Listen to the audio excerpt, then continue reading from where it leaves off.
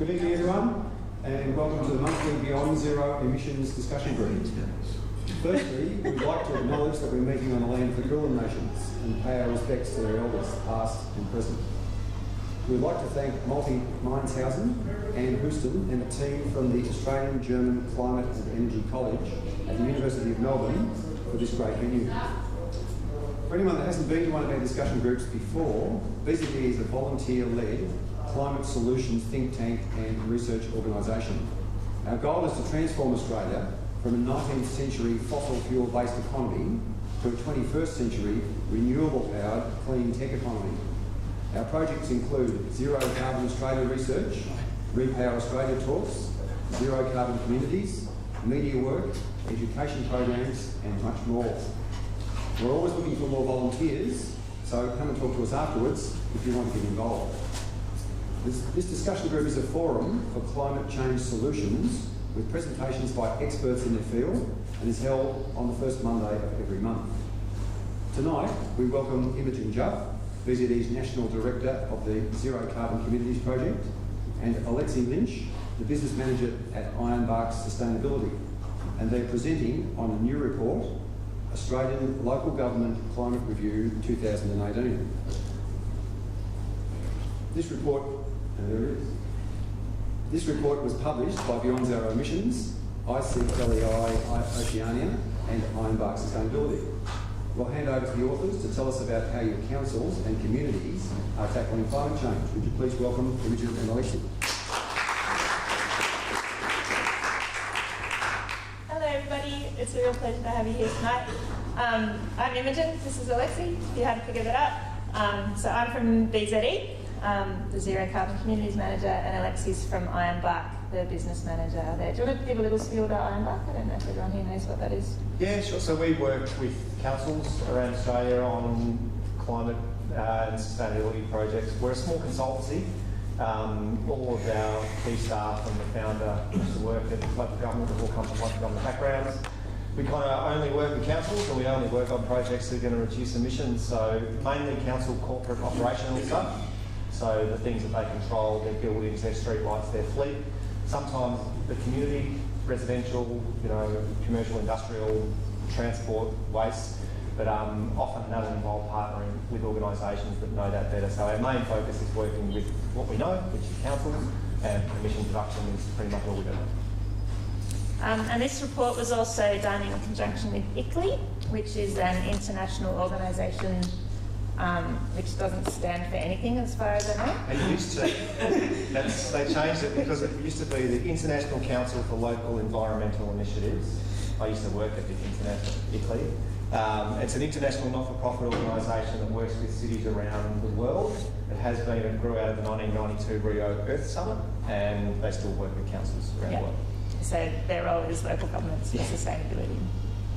The three of our organisations got together and we were all interested in finding out what councils were doing, and we all wanted a bit more information, a bit more background data, so we did this review to get a sense of what councils and their communities are at in terms of climate change. So it ties in a little bit with the global momentum going on around the world, where lots of cities and lots of councils around the world are setting their own targets and their own strategies for reducing emissions. So I believe there are now about 7,500 cities around the world who've signed up to the Global Covenant for Mayors, and a requirement of that is that it looks at the complete community emissions and figures out ways to reduce them in a range of sectors. There's also other big global projects like the 100% renewables, which finds towns and communities who want to set 100% renewable targets and provides resources and support to them. And it's also off the back of lots and lots of communities around Australia who are just setting their own ambitious targets and figuring out ways to work it out. So these four communities, the one at the top is Byron Bay. It's probably one of the most ambitious communities in Australia, which has formed Zero Emissions Byron, and they're looking to reduce the entire community emissions in all sectors, so land use, waste, energy, buildings, transport, by 2025.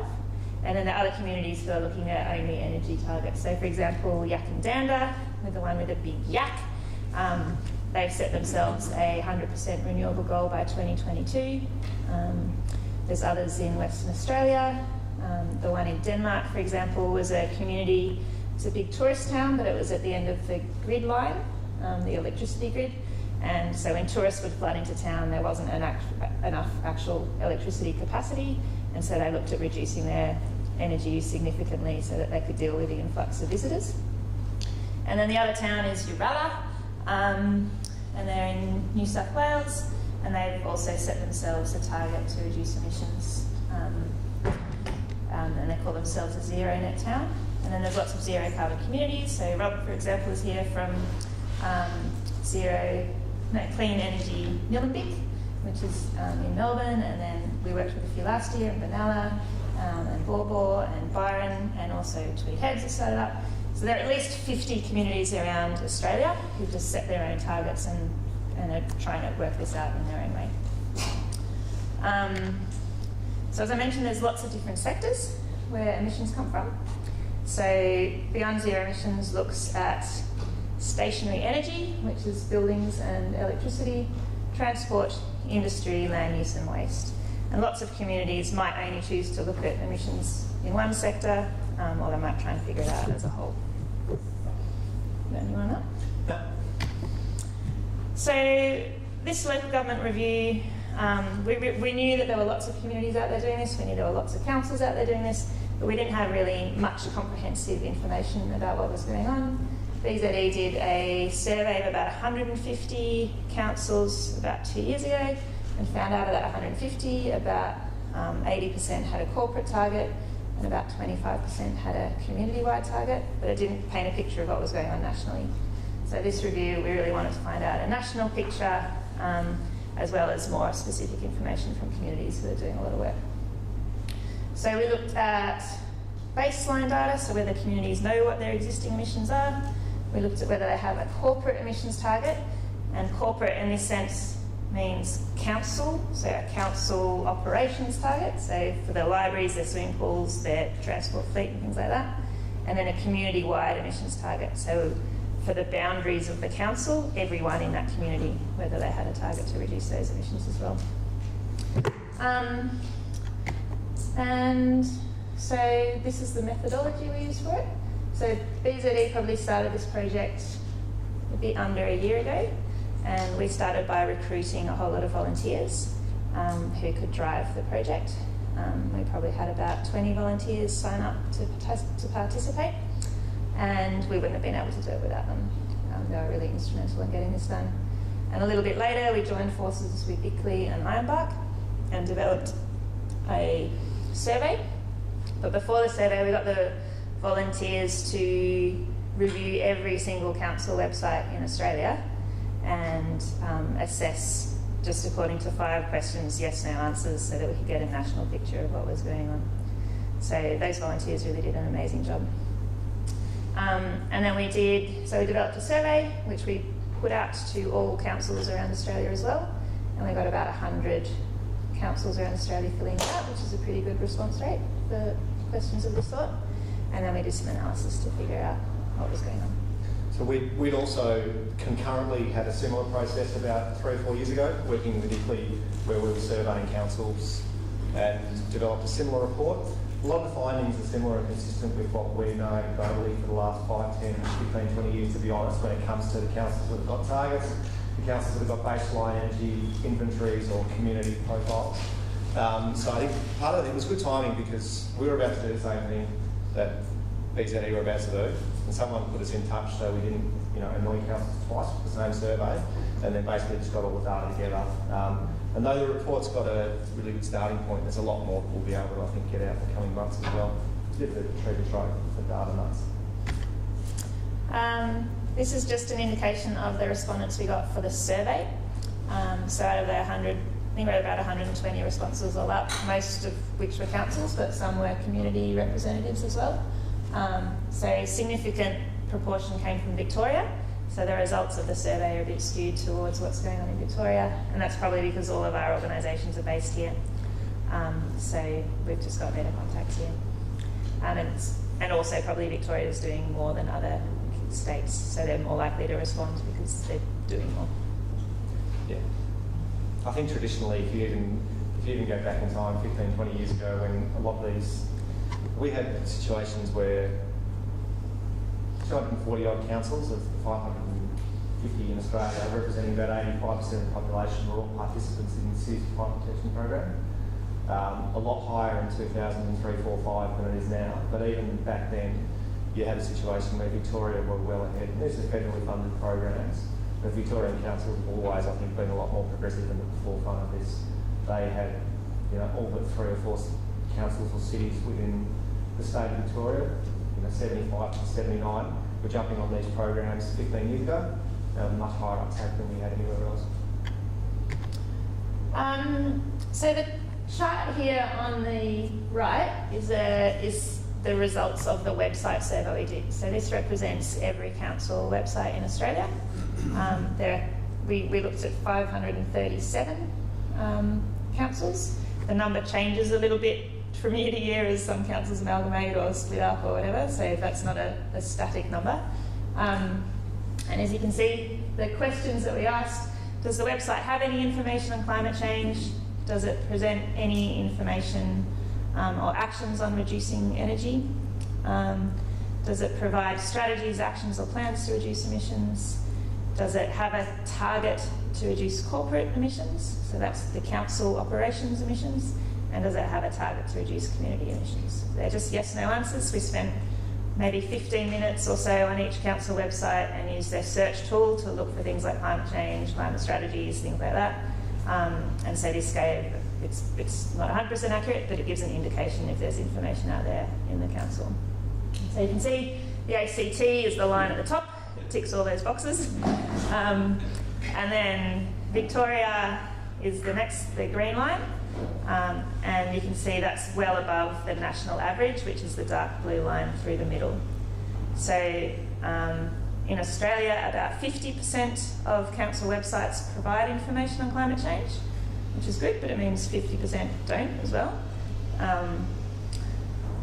A similar number, about 45% nationally provide actions on how to reduce energy.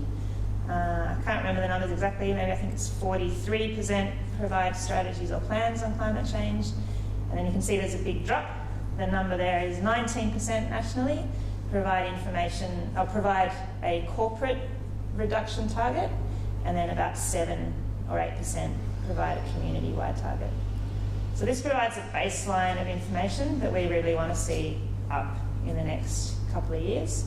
So we're really keen to see more councils set their own corporate targets and more communities and councils as part of that community set their own community-wide targets as a way to move forward. Can I ask a question? Like a Dorothy Dixon type question?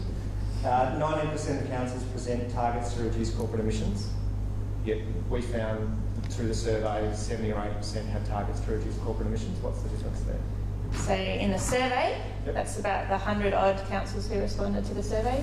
They're the more progressive councils. They're the ones who are more inclined to answer. So they're a higher proportion of that number comes up as a higher proportion. And these are just ones that are publicly available on council websites. There will be many more who have that target but haven't put it out there, or haven't made a searchable term in their website for it somewhere. So I think that number is probably higher. But it's a baseline of information that we can repeat and see if it's tracking, getting bigger. Any other questions on this stuff from anyone? Can we extrapolate the data out to find how local councils are doing? Is that well? Not at the moment. We do have a database of yes/no response to this. And I'm trying to figure out if it's viable to make a simple app so that people can put in their council or their postcode and get that yes/no answer. I just haven't got there yet. I was just thinking it would be good if you take that as evidence to present with us. Yeah, it would be really good. So, what council are you from? Knox. No, not much. Great for developers though.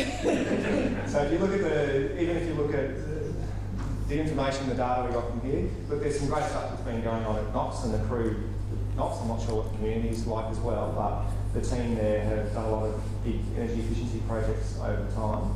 But if you look at that sort of eastern region of Greater Melbourne, there's a bit less, there's less councils that are, for example, pledged to take two, the Victorian Climate Change Pledge.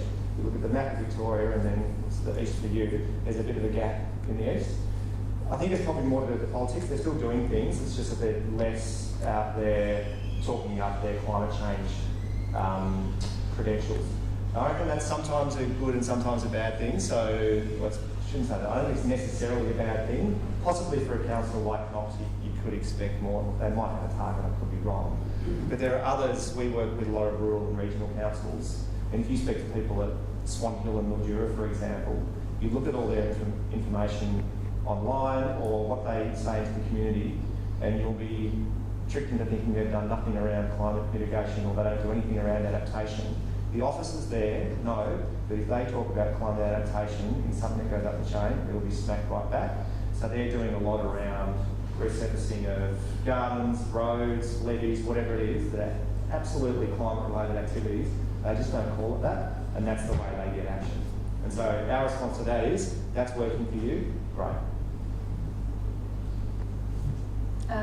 Yeah. Where will we find all this brilliant information on the ACT Council? So like their climate action plan and all that? The ACT government, the territory government. They're the leader, right? They're one of the leaders, yeah. So they would have that information on the ACT government website. Most of that is accessible. So Please forgive my ignorance. Is there an ACT Council? And So ACT is unusual. It's a small government territory.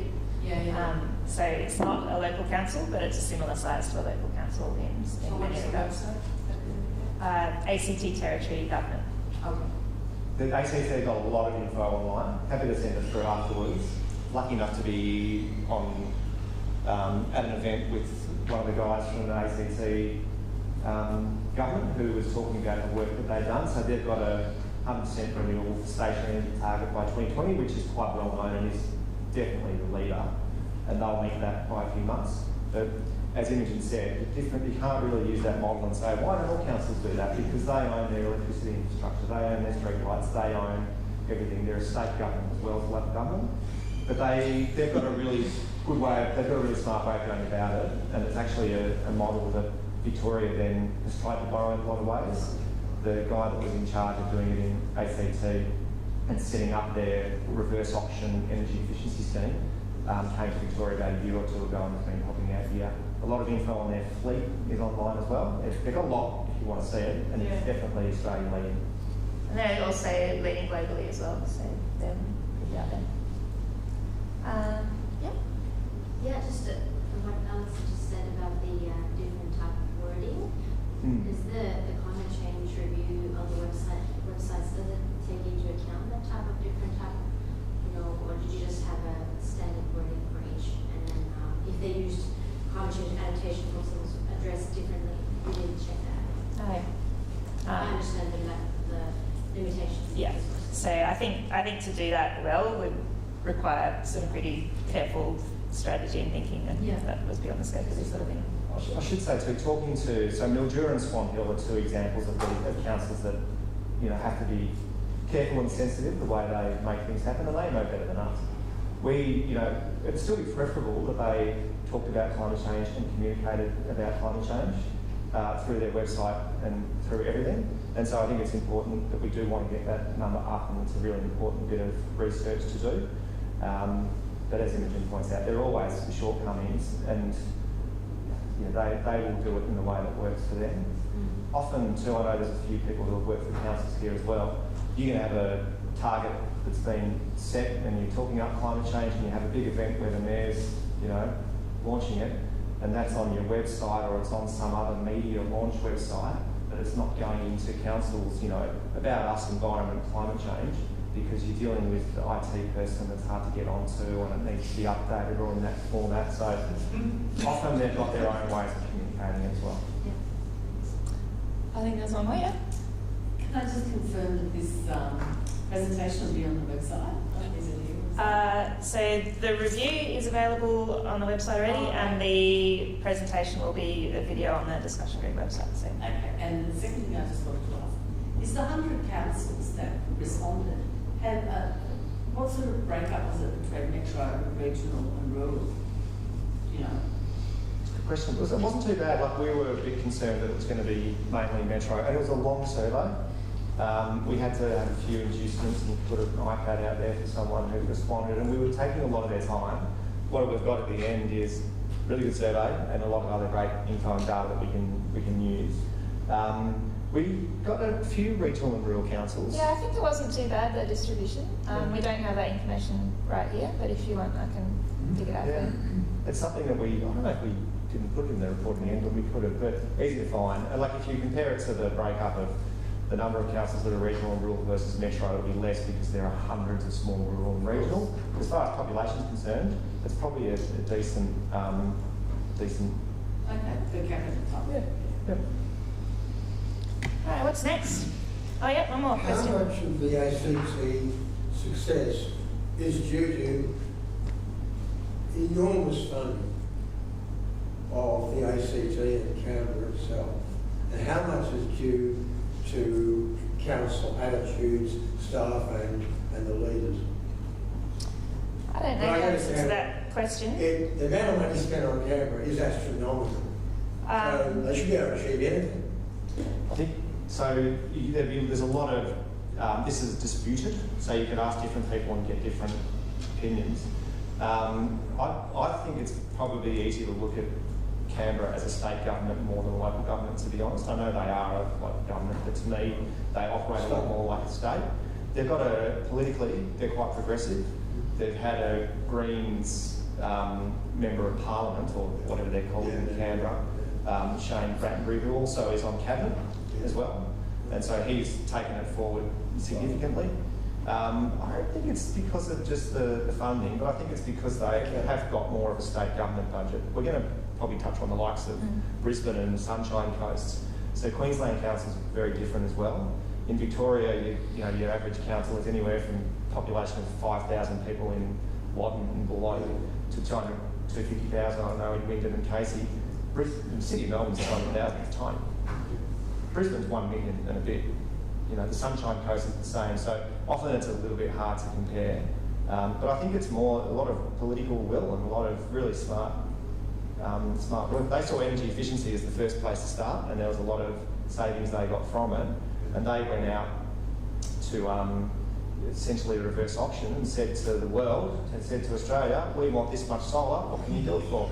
And they started with solar or wind renewable resources that were within the boundary, so they're keeping a bit of economic development as well. And then they went out and said, okay, you're not within ACT, but if you can bring your operations or bring a call centre in, then we'll have you as well. And then further out, it's all locked in. It'll be a month or two before 2020. And I don't know if this information is accessible, but it would be quite interesting to see what resources they put into making this stuff happen and what they've saved as a result, ultimately.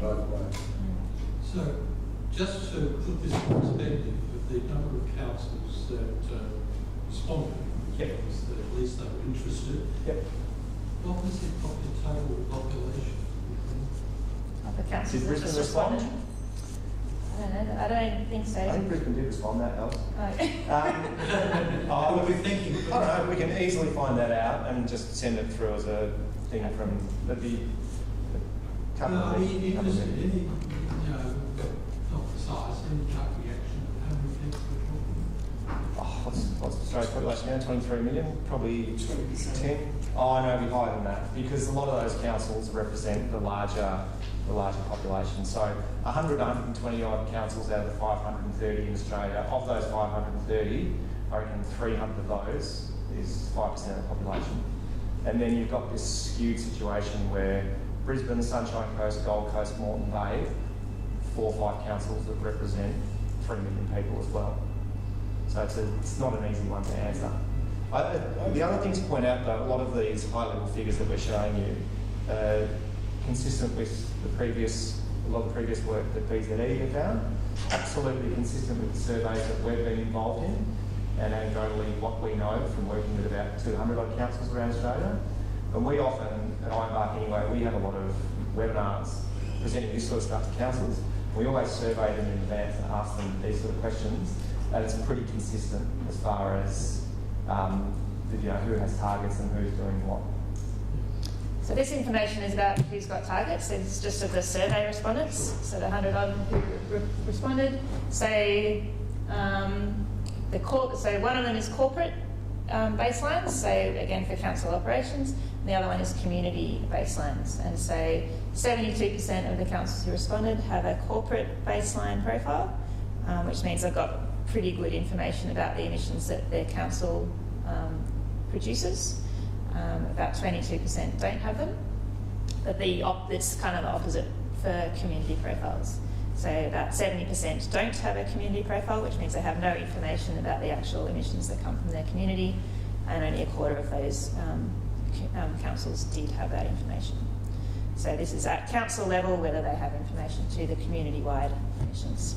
So this is another thing we'd like to see shift, and so that there's more information both for communities and for councils to know what their emissions are at that whole community-wide scale, so they can make better decisions about what to do about it.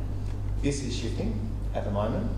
If you were to rewind 2004, 2005, that community baseline, the yes would have been more like 50 or 60%, and it covered 85% of the population. It was funded through the federal government at the time, where these sort of inventories or profiles were developed.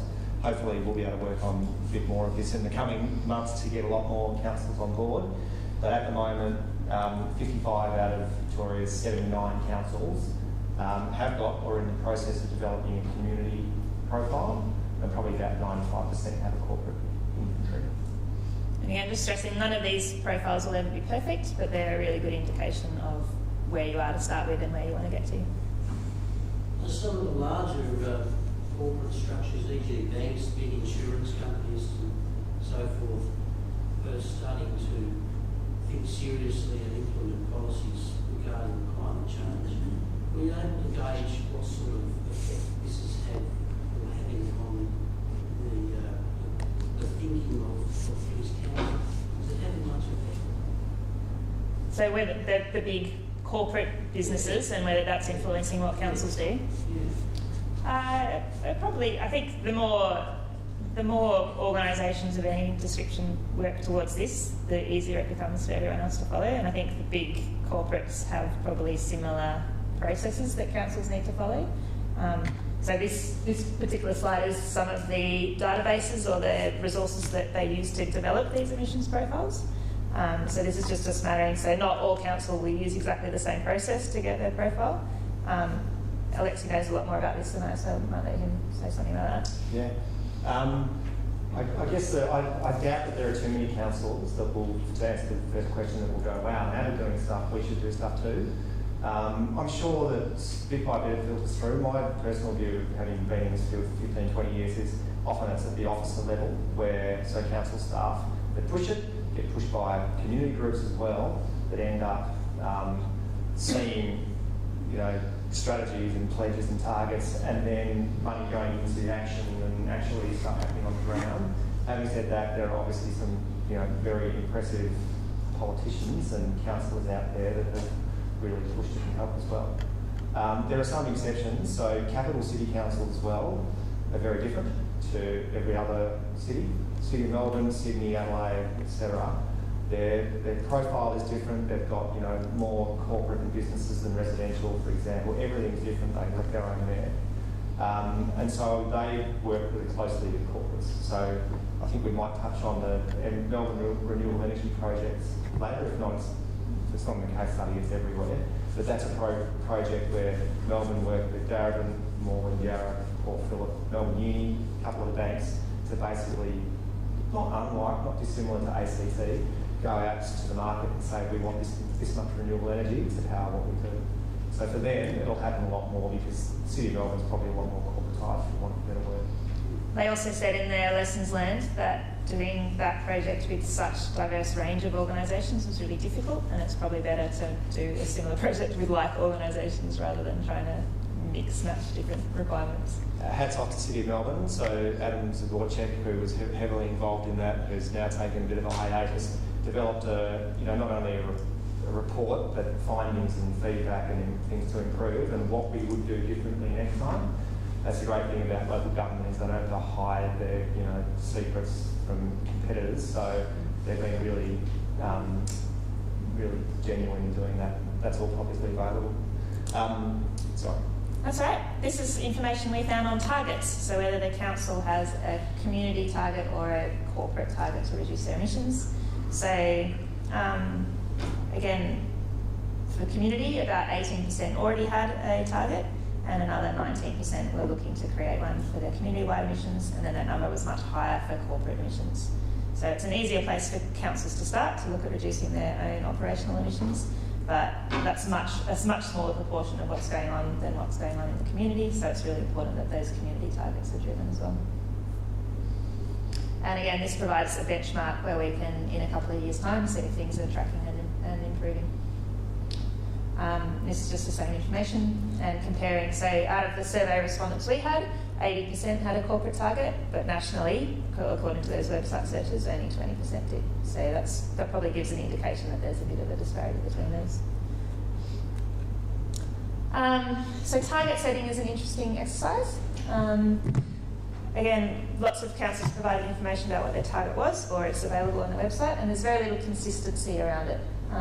So some targets set a per capita target, some set a percentage target, some set a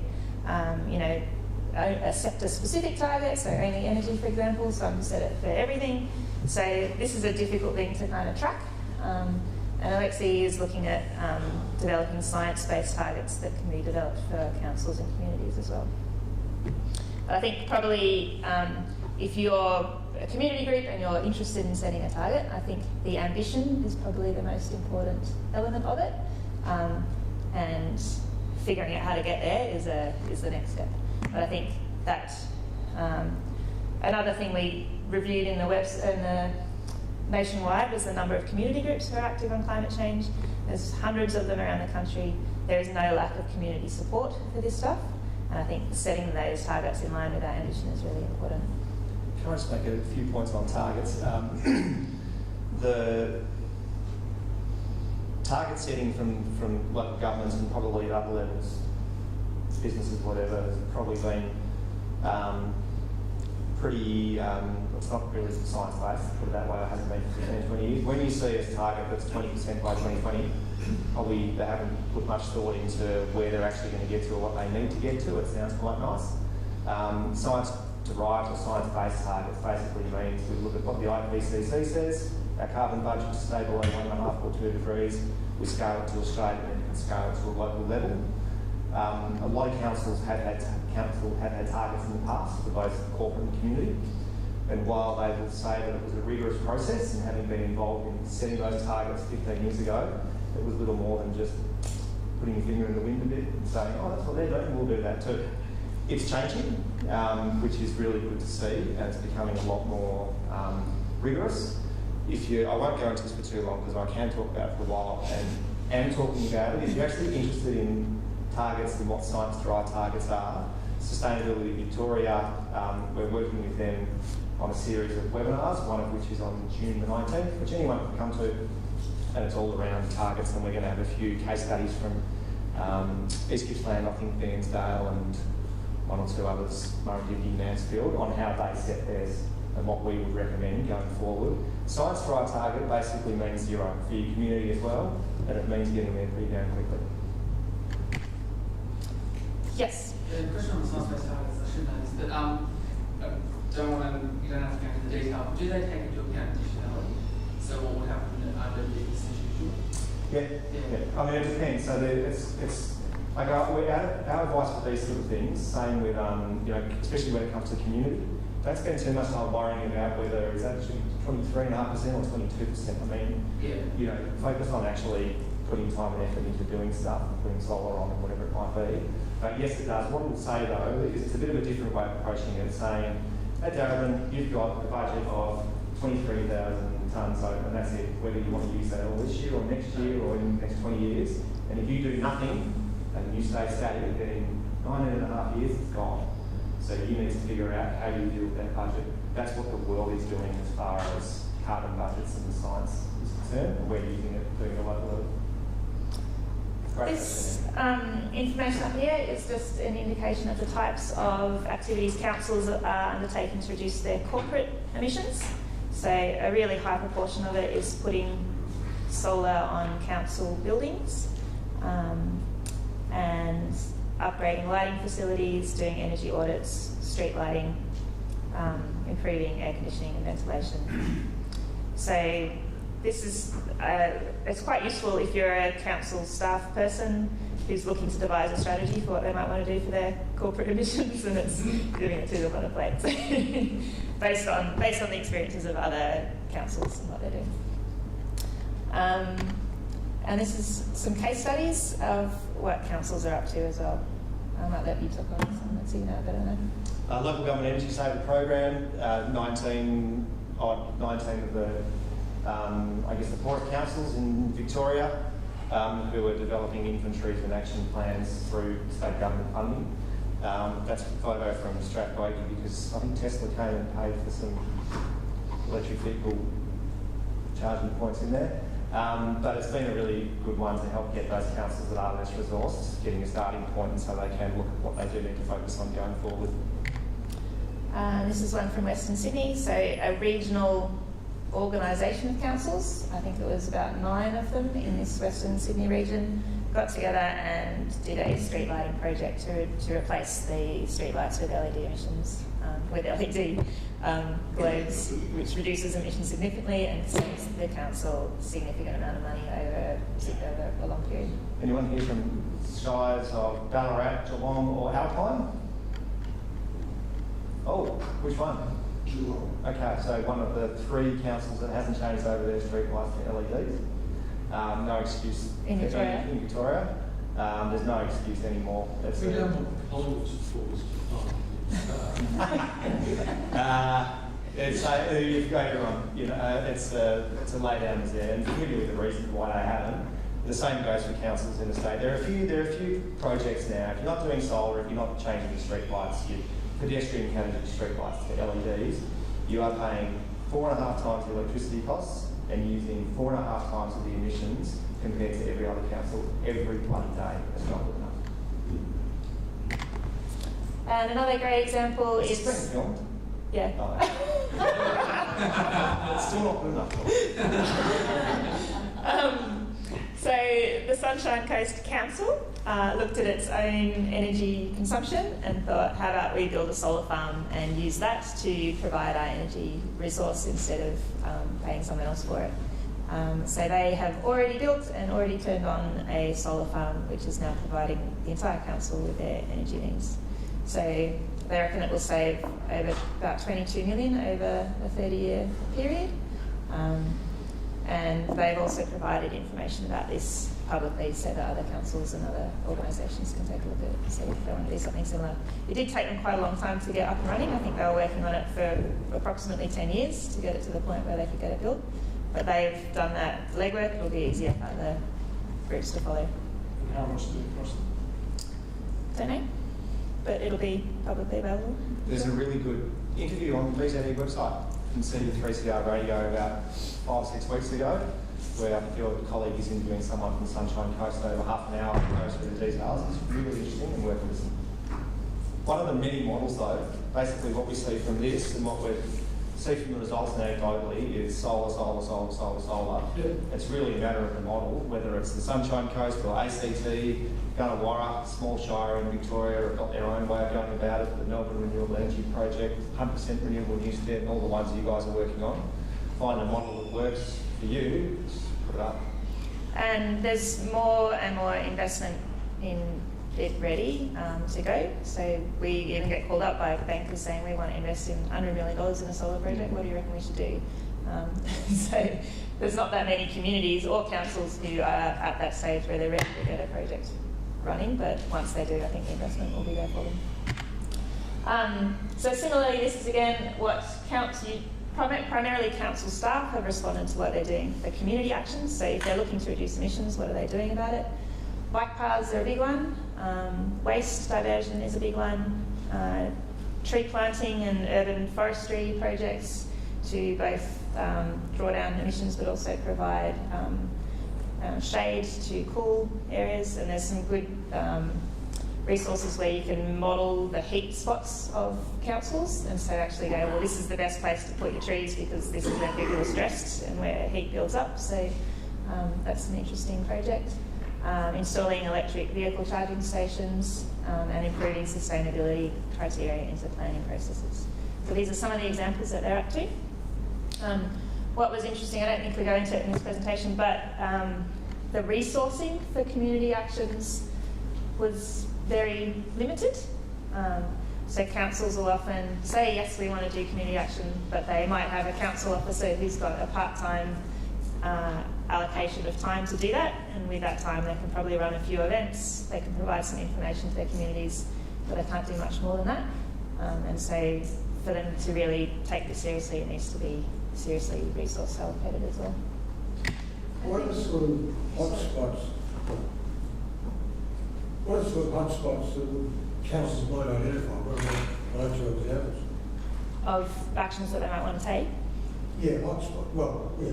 Areas where they need to pay attention and stress renewables and solar and so on. Well, I think their health impacts is a really hot topic, I think. So if your council area will find its residents really vulnerable, particularly on heat stress and heat waves, I'd say that's a hotspot. So dealing with that would be a really topical issue. And that's, both often reducing emissions and dealing with adaptation in one package.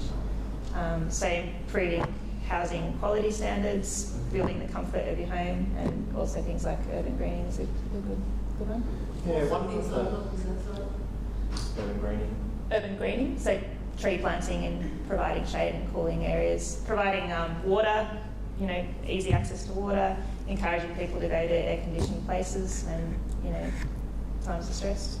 Urban greening, urban forest strategies, green cities, a bit of a new buzzwords, I guess, in council. They're really interesting and necessary strategies. They probably didn't exist 4 or 5 years ago, and they come under different guises. The City of Melbourne has their urban forest strategy. The City of Moreland has their urban heat island strategy, and they're actually worth it. But what they'll essentially do is get the data that they have on the municipality to say, here's a maternal child healthcare centre, here's elderly SITS or community centre, or whatever it might be. Overlay that with heat mapping, like not figuratively speaking, but literal heat mapping. The plane will go and fly and look at where the hot spots are, and it's going to be where there's concrete, not much trees and not much shade. And they'll say, if this is a place that's hot, and there's no water fountains, and there's no other thing nearby, and there's a kindergarten nearby, we might have an issue now, we will have an issue in 10 years' time. So that's the sort of stuff that they're doing and comes into planning. That can cost a lot of money. Interestingly though, it could end up being a lot more affordable. We all know the buzzword about smart technologies and smart cities, and there's a lot of talk and not much to be done so far, but Wyndham City Council in Victoria are actually trialling sensors on their streetlights, which will check what the ambient temperature is, and if they're able to correlate what is happening 10 metres with what's happening at human level, then you can essentially get a real-time view of what the temperature is, and you can make sure that that little spot, which is hotter than everywhere else, gets more attention. When I say hotter than everywhere else, it's often 25 degrees hotter in one spot than it is 10 metres away. It's phenomenal. Yeah, well, think about that. You've got the air temperature, which might be 34, 35 in the shade. Yeah. On the concrete, it's 50, 55. Yeah, so it's a... That's the satellite supposed to do that? Not to that resolution, like not to that level. It's really expensive to get planes. It can cost thousands. Can you do that with drones? No, well, I asked someone about this a few months ago, and they said not yet. They're not as good as the planes, but that surprises me. I think drones have only got can only go a certain distance, and you are actually supposed to talk to traffic control before you get a drone up. And so while kids can do it, city councils are less likely to get someone putting a drone up unless they've ticked all those risks. So if it's very expensive, it's highly unlikely that a council's going to run to do that. Oh, they're doing it. They're doing it. Yeah. Is council doing it? Probably. I mean, Banyula are a pretty, pretty progressive council. My boss works at Banyula City Council and can let you know.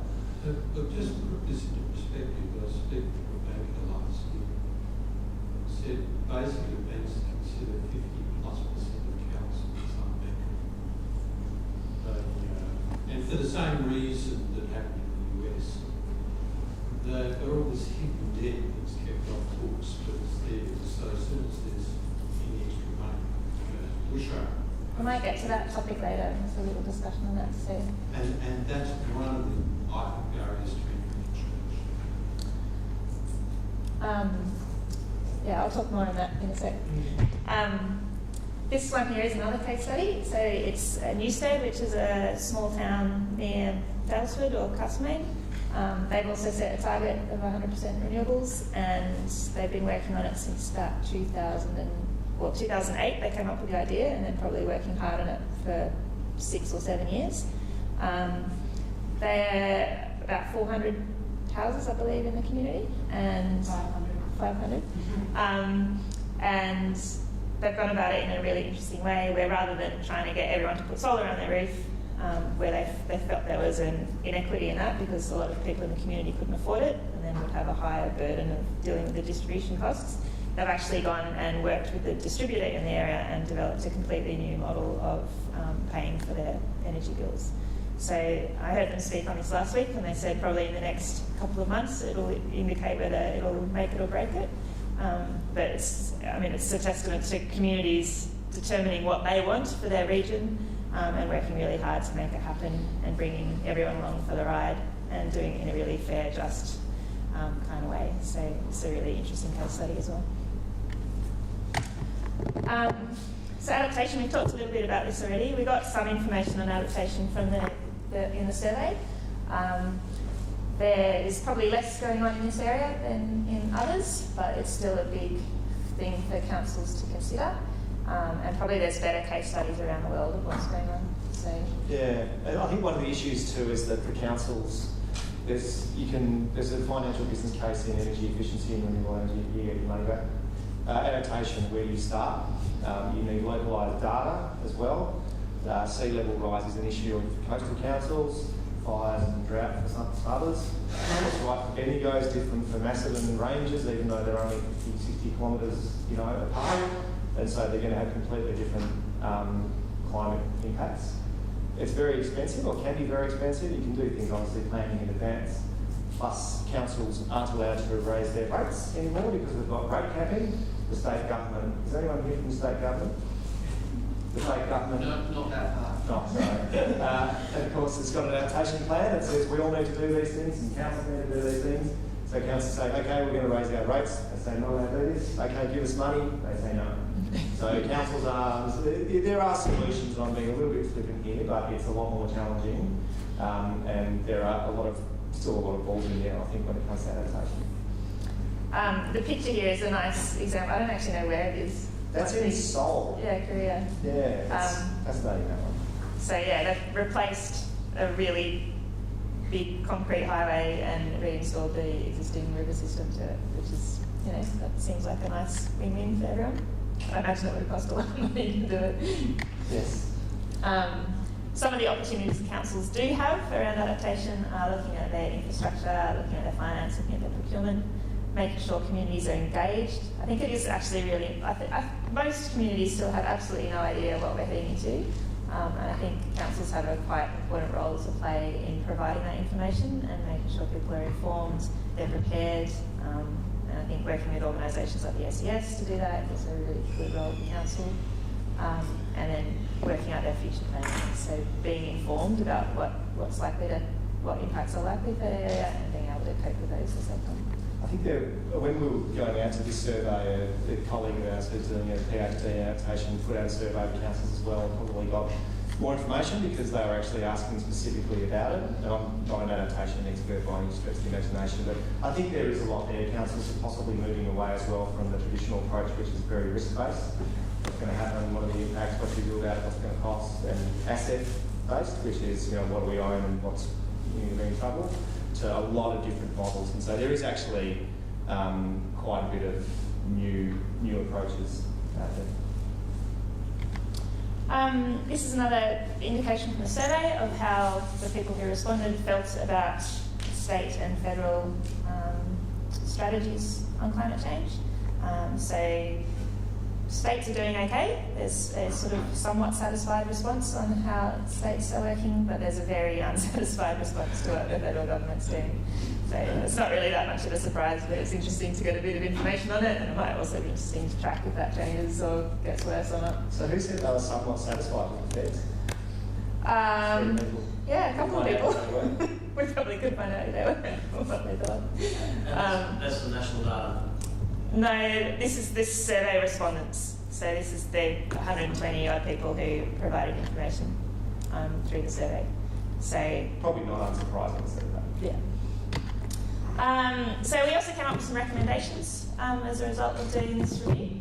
So we broke that up into different groups. So community, council, local government authorities, so organisations like the Municipal Association of Victoria, state government and federal government. And I'll just give you a smattering of these here, we won't go through them all. But communities can actually play a really important role in this piece. Of the 50 odd communities around Australia who've already set themselves targets, it's often a group of 10 or so people in their community who have driven that, have made that change happen, have worked on it, and have brought the community along for the ride. So you don't need a lot of people to do this work, but you do need some people with some passion and some dedication to it. And I think working with council, so the more communities and councils can work together, the more effective they'll both be. And I think the community can be an amazing resource for the council and can do heaps of work for them to make them look great, but also to achieve really good goals. So I think the community's got a really important role to play. And I think they can also do a great job of demonstrating to state and federal government representatives what they want in their region and that they won't tolerate elected members who don't support it. Council recommendations? Any of those? Setting ambitious corporate community things in the idea. Targets, absolutely. If you're for councils, I think the Global Covenant of Mayors for Climate and Energy is the large international program that, from our point of view anyway, we see has the most legs for Australian councils. So if you're a community group, I'd suggest you should be looking into zero carbon communities, looking at Port Augusta and Goulburn and all the work that's been done there. If you're a council officer, when you were promoting a program to join, we'd be saying for the Victorian Council you should be pledging to say too. You should be quite mercenary with what you're going to sign up to though and do what works for you. If you're already killing it and have got a lot of money, then something like the City Cars Partnership, which can help with a lot of the media and promotion, makes a lot of sense. But otherwise, the Global Covenant, it's an international organisation. It's funded and has the support of major international donors, and it has all the major players on board, like ICLEI, the C40 Climate Initiative, and it does help you with the bridge from a council to go from local to, I guess, global. Goals are straightforward, mapping activities. This is stuff that most councils are already doing, if not they really should be. And I think some of those points, so collaborating with regional alliances, it just depends on who you are. We're lucky in Victoria where we've got really strong regional alliances that are just formed to work on climate change. In other states, we've got regional alliances that work more broadly, but will work on projects together. And they're all different, they've got their own little nuances. Some are really project-based. They can work together because small councils might not be able to do certain projects unless they can tap into something larger. Others will work on advocacy and really push for greater things from the state, for example. And then this is probably not too relevant to everyone here, but local government and government associations can play a big role in this, particularly in providing structure and support to councils. So at the moment, lots of these organisations are doing it on their own and they don't necessarily have consistency. And I think at the state and federal level as well can provide support, provide monitoring, evaluation, actually figure out what works best, what's the most cost-effective approaches to all this stuff, and make everyone get there faster and more effectively. And I think also providing recognition and reward, so councils and communities leading the way is another really important part, and telling the stories of what everyone's doing. It really does motivate people to take action, so it's a good role as well. I'll just really quickly step through a little bit of information on zero carbon communities for those who don't know much about it. So it was an initiative set up by Beyond Zero Emissions about 18 months ago, and their aim is to work with communities who will then form partnerships with their councils, if possible, to set their targets in whichever sectors are of interest and figure out ways to reduce emissions locally. So there's a guide available on our website for anyone who's interested in doing this work, and provides a set of simple steps that communities can take to work on it. It is never simple, this process, but it does provide some structure and guidance on how you might approach it. And at the heart of all this work is community engagement, because you really need to bring a community along for the ride. Like I said before, you don't really need a lot of people actively working on it. You need a core team that's really committed, but you do need your community sharing your vision and your ambition. So we did some work with Bor, Benalla and Nillumbik last year. We did their baseline emissions profile, so they knew what their community was at, and we also provided, thanks to Rob actually, an estimate of their costs, so what their total emissions were for a community, and then what that cost was broken down per person. So this particular community, we reckon, spent about $81 million on energy and gas for that year, and we think probably through efficiency measures that could be reduced by about a third. By using local solar or local renewables, you could replace about a third of that, and then probably through things like reverse auctions or other kind of processes, big scale investment, you could look at utility scale to replace the remaining emissions.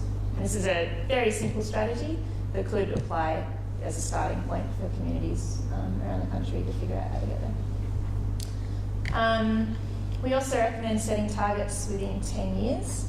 So state governments at the moment most state governments in Australia have set 2050 net zero emissions targets. We are advocating for communities at least to look within a shorter time period. And there's a few reasons for that. One is the urgency. One is we need communities who are leading the way for others to follow, and if the leading communities don't do that, then we haven't got much hope. And then also, most people, I think, aren't able to imagine themselves in 2050 or beyond that. And so I think there's no sense of accountability. You can't imagine what you're doing, so how can what you do today influence what's going on there? So I think 10 years is about the limit to where a person can actually feel personally responsible for what's going to happen. It's a bit like talking to a little kid about their birthday, and if you're saying it's next week or tomorrow or in 2 years' time, it really makes no difference to them. They don't understand the concept of that. And I think that applies to adults when you're talking beyond that 10-year time frame. So that's actually one of the key reasons we recommend working within that space. And then we mentioned investment. So this is another area we're trying to work on. There is an enormous amount of money available to invest in renewables and in energy efficiency and in projects that will reduce emissions. There are an enormous number of community groups and councils who want to see this stuff happen, but there is very little match between the two, because often the scale of investment is far beyond the amount of money that a council would actually need. And then the paperwork required to do smaller projects is too much for the bigger investors to think about. So I think finding a better pathway that matches those two groups together is a piece of work that needs to be looked at, both by the investors and the community groups, because they speak completely different languages and won't know how to talk about it. Can you tell me anything more about the super fund or the aggregation?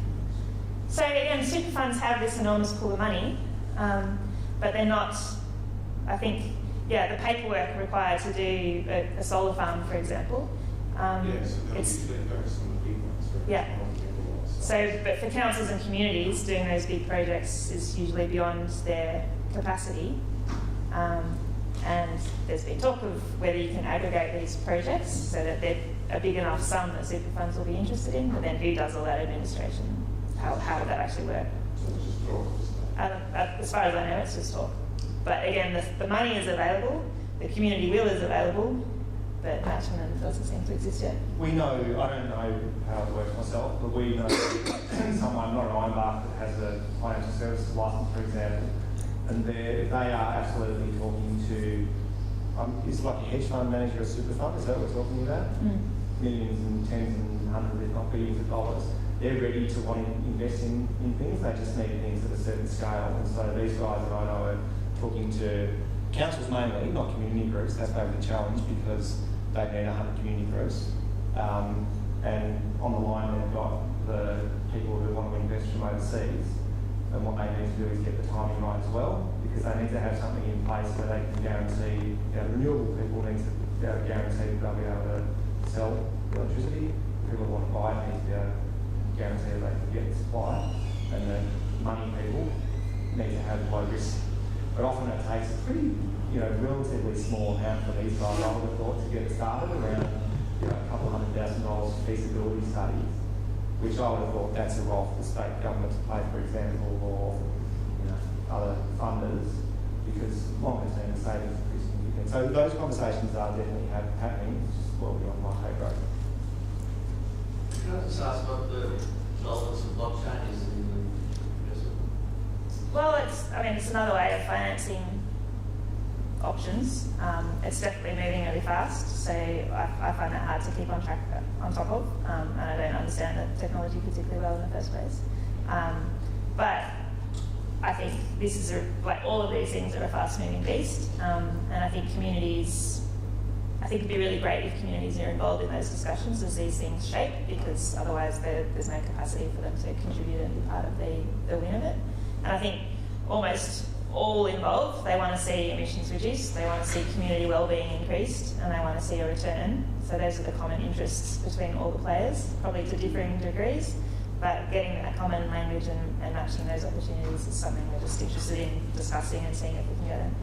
There is an organisation that's just in Australia moved into the blockchain and energy space, and so the whole idea is, I know some of you guys here might actually know more than me, is basically bypassing utilities, so being able to sell power next door. And using a blockchain model means that you don't need a central government agency or police, whatever it might be.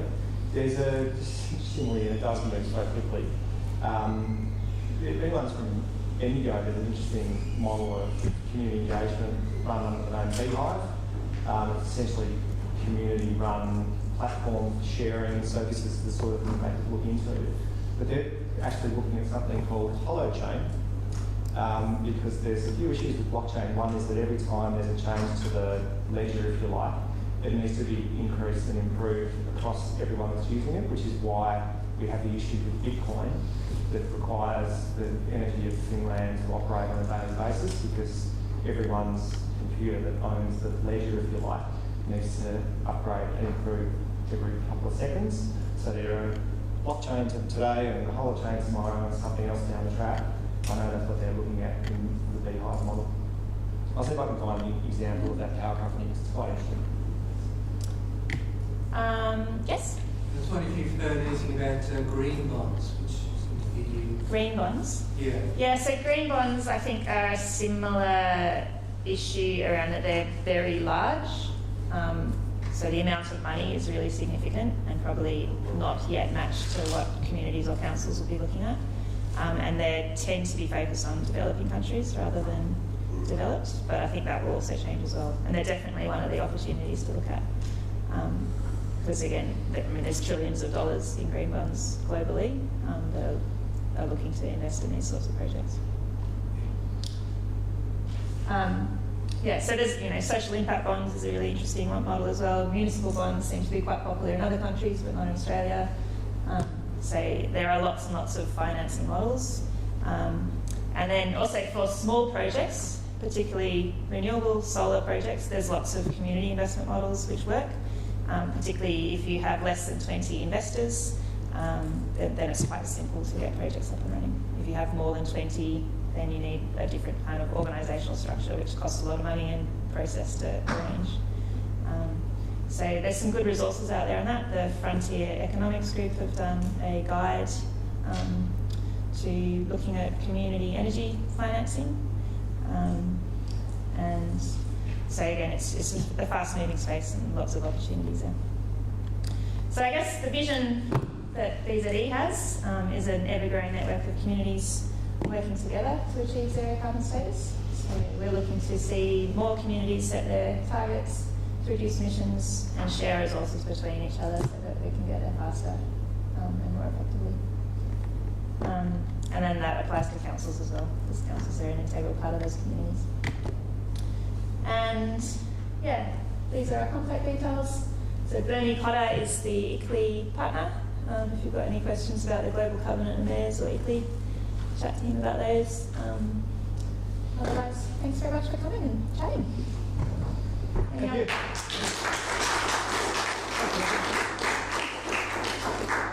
Are there any more questions? I've read the report, but I've forgotten. So how many councils can you remember are actually aiming for 100% or zero net emissions? So I reckon there's about 50 communities around Australia who set themselves a target, around about 50. There are about 36 who we found on the website, and they all had different styles of setting their target. So they're kind of 36 different answers I can give you. And so, again, I think just for consistency and clarity and evaluation and things like that, it will probably be easier if they set similar types of targets. But that hasn't happened today. Is there a way we could help them do that? Could we have a preferred way or a Communities or councils? councils? Yep, go to the webinar on the 19th of June and set science-derived targets, because that is a zero target, and it's a zero target for your community as well, but it talks about how to actually communicate it, because in the past there's a lot of councils who set targets probably without really thinking through even the zero targets, and they set themselves up to fail. You know, zero community by 2020, we're 18 months away, and the views of some councils or the responses to just sort of be really quiet about it because they're not going to get there from a community point of view, because they can't, you know, can't control it. So there is a big change in conversation around that happening at the moment. We're lucky to be really heavily involved and meeting with all the, we've got a science-derived targets working group on Thursday with all the alliances to talk about how it's actually managed, how it's governed, and how it's communicated. Communities, I'm sure it's different. I'm not sure whether the language of science-based targets will work for communities, but for councils, that's what you should be doing. And what's more, our view is that even if you don't want to say you've got a science-based target, you've actually got one anyway. The science, the whole nature of the science-based target is it actually doesn't care what you as an organisation or a person thinks. So you might have a target to keep mercury below a certain amount of parts per million to stop people being sick. The science will say once it hits 2, people will get sick. So it's a similar sort of thing with climate change. There's a carbon budget, and this is how much you've got. And if we go over that, we hit 2 degrees, whether you've got a target of reaching it or not. And I think the communication of it is quite important. I'm a science communicator by background, and I think using words like science-derived targets won't fly in the general community. And so I don't think anyone's yet really nailed the right way to talk about it. I don't think zero carbon is the right way to go about it, because it doesn't mean much to most people. So what would you recommend? Well, repower in Port Augusta worked well. Port Augusta? Yeah, it worked well in Port Augusta. It might not work well in other places. Maybe, so for example, the communities we worked with last year, they came up with their own names. That might, you know. What about a metro, like Daniel? So I actually met with a Daniel community group last week, and they were talking about zero carbon Daniel. So Is that the transition down? Yeah, connected to them. So you know, I think in this whole story, the communication hasn't been nailed by anyone anywhere, and I think there's a lot of work to do around it. And how do we follow the webinar? Our website, it's our website that basically the end of my email address there. It's online. You can look for Sustainability Victoria is on their website, but it might be hard to find. Apparently it's sold out, but they're putting more figures online. It's free. So it's done through Sustainability Victoria. Realaction.com.au will be just on the front there. I reckon you're spot on, Imogen. So as far as communicating it, like if you're in the deep south of the USA or Midwest, it's probably all about energy power and controlling your own resources and not letting the government take control of your solar panels. And so you'd probably discuss it that way. You wouldn't talk about science-derived targets there. Yeah. That's what they do actually, and it's working quite well. There's a really weird alliance with Tea Parties and Greenies in the US because about controlling my electricity. I'll have control of it down. And I think probably the language will be different when you're talking about energy use versus land use and transport. So, VZE looks at all of them, and it is actually quite difficult to communicate that you're talking about all of them at once, and say, that it's complex. Yep. Are there any super companies that are driving investment that are able to name in? Or Countries that are driving? Superannuation companies that are driving this? Well, from what I understand, most of them aren't looking at the community scale or council scale investment because it's not suitable for their processes at the moment. A lot of super funds are investing in big renewable projects. And for example, Australian Ethical and other ethical super funds are looking to support this process as well. I just don't think the pathway that the community group that forms or a council that sets a target can then easily find that investment just doesn't exist yet as far as I'm aware.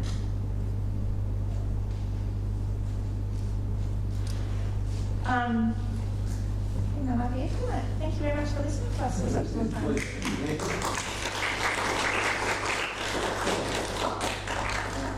I'd like to present you with a visiting t-shirt as a expression of thanks. Thank you very much. Cool. Cheers. Okay. Alexi can't join us. He's got the business dispute that Imogen might join us at the pub at the Clyde. If you go back out to Swanston Street, turn left, follow the tram around the corner of Imogen Street. The pub's only right just before the next set of traffic lights. VZE as a volunteer-based organisation doesn't get any funds from government or industry, so we can remain independent. So independent donations from individual people are very important to VZE to keep the wheels rolling. So if you're not a supporter, we'd like to talk to you if you'd like to help us out. Not many copies of this Australian Local Government Climate Review have been printed, so if you'd like to make companies exclusive copy, there are a small number at the bottom of the $20 each. You can catch up with this discussion group, the YouTube recordings, which program that is making, and download slides at the VZE website. Please donate to 3CR's annual radiothon at their website, 3cr.org.au. The next ATA Melbourne meeting at the Energy Hub in Grattan Street will feature Stuart Nesbitt from Melbourne Council, who will talk on that council's environmental initiatives, including hydrogen fuel cells, lighting, and much more. The next VZE discussion group is on Monday the 2nd of July. The speaker is Liz Fletcher from the Australian startup Flow Power, who are a wholesale electricity retailer that gives businesses a better way to buy power and provides power purchase agreements for renewable energy systems. We will stay at this venue for the rest of the year. Please sign up to the VZE newsletter if you haven't already done so, and check out the website for the latest